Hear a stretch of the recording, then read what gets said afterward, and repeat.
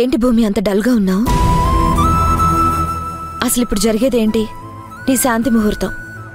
ఇలాంటి టైంలో ఎంత ఆనందంగా ఉండాలి, నీ మొహం ఎంత కాంతివంతంగా వెలిగిపోవాలి చెప్పు.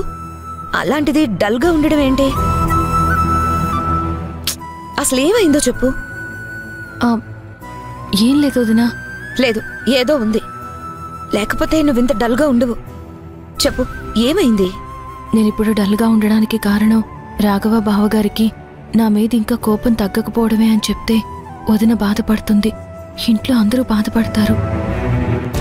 ఏం ఆలోచిస్తున్నావు? నీ మనసులో ఎలాంటి అలజడి లేకపోతే నువ్వు సమాధానం చెప్పడానికి ఇంతగా ఆలోచించవు. నిజం చెప్పు, ఏమైంది? నిన్నెవరైనా ఏమైనా అన్నారా? ఏం లేదు వదినా. నేనిప్పుడేమీ చెప్పలేను, కానీ నా మనసెందుకో దిగులుగా ఉంది. ఈ సమయంలో నేను ఏమీ చెప్పలేను. నన్నేమీ అడగద్దు వదినా.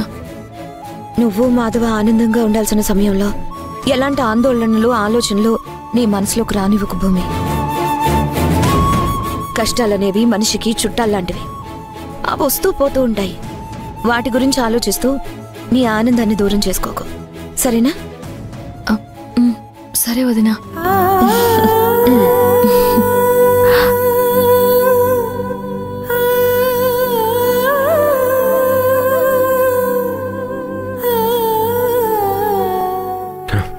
భూమి, నేను చెప్పాను కదా, అన్నయ్య మనసులో నీ మీద ఎలాంటి కోపం లేదు. నువ్వే నమ్మలేదు. ఏంటి అర్థం కాలేదా? నేనిప్పుడే వెళ్ళి అన్నయ్యని అడిగాను, ఏంటన్నయ్య నీ మనసులో ఇంకా భూమి మీద కోపం ఉందా అని. అన్నయ్య మనసులో నీ మీద ఎలాంటి కోపం లేదని చెప్పాడు.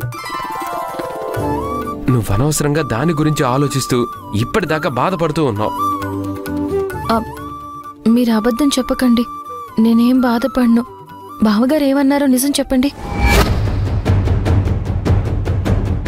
అయ్యో రామా, నేను నిజం చెప్పినా నమ్మవా నువ్వు? ఇందులో అబద్ధం చెప్పడానికి ఏముంది భూమి? సరే, నువ్వు నా మాట నమ్మట్లేదు. డైరెక్ట్గా మా అన్నయ్య చెప్తే నమ్ముతావా? నువ్వే వెళ్ళు, డైరెక్ట్గా అన్నయ్యని అడుగు.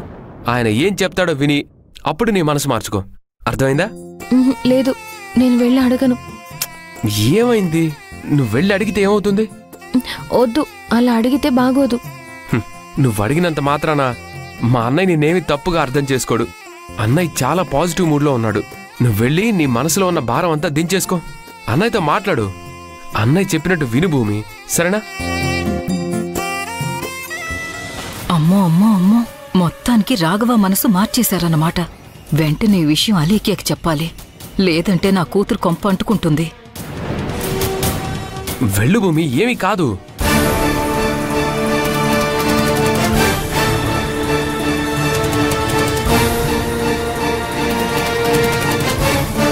అలేఖ్యా, అలేఖ్యా,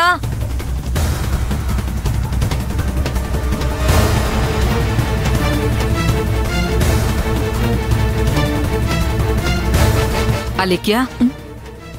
సరే, నేను తర్వాత కాల్ చేస్తాను. ఏంటమ్మా? ఏంటి ఇది? కొంపలో ఏం జరుగుతుందో నీకు అర్థమవుతుందా? ఇప్పుడేమైందమ్మా?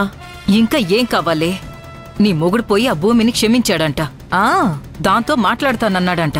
ఆ మొగుడు పెళ్ళాలిద్దరూ ఆనందంగా ఉన్నారు. వాళ్ళిద్దరూ ఆనందంగా ఉన్నారంటే మన కష్టాలు మొదలైనట్టేగా. అవునా? ఇంత కష్టపడి మనం భూమిని బావ దగ్గర చెడ్డదాన్ని చేస్తే పోయి దాన్ని క్షమించడం ఏంటమ్మా? అవునే, మనం ఎన్ని ప్రయత్నాలు చేసినా అదంతా బూడిదలు పోసిన పన్నీరే అవుతుంది. ఆ మాధవ్ని భూమిని విడదీయాలని, వాళ్ల కాపురంలో చిచ్చు పెట్టాలని లేనిపోని గొడవలు పెట్టామా? అది మన వల్ల కాలేదు. సరే, ఈ గొడవలన్నీ ఎందుకు? ఆ మాధవ్ చస్తే దరిద్రం వదులుతుందని గుడి దగ్గర మాధవ్ని చంపాలని చూశాం. అది కుదరలేదు. మన దురదృష్టానికి, వాడి అదృష్టానికి చచ్చి బతికాడా మాధవ్.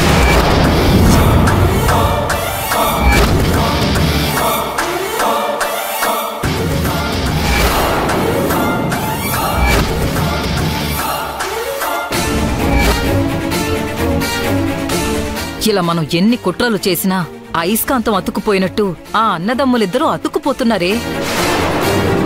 తన తమ్ముడి మీద ప్రేమతో ఆ అన్నగారు మరదల్ని క్షమించేస్తున్నారు.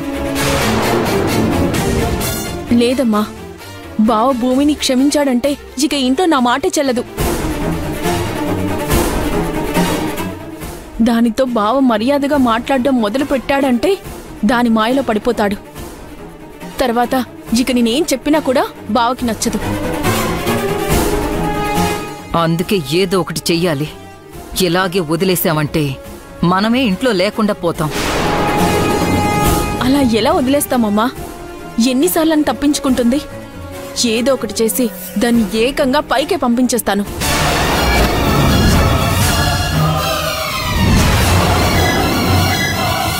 ముందైతే దానితో బావ మాట్లాడకుండా ఉండేలాగా చేయాలి.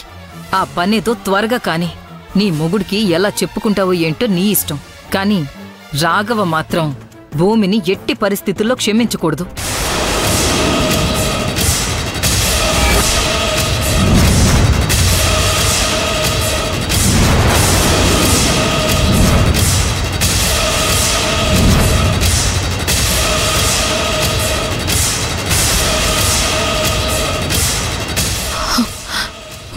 మారరా మీరు? ఏంటే మారేది? మీరిద్దరూ మాట్లాడుకున్న మాటలు అన్ని విన్నాను.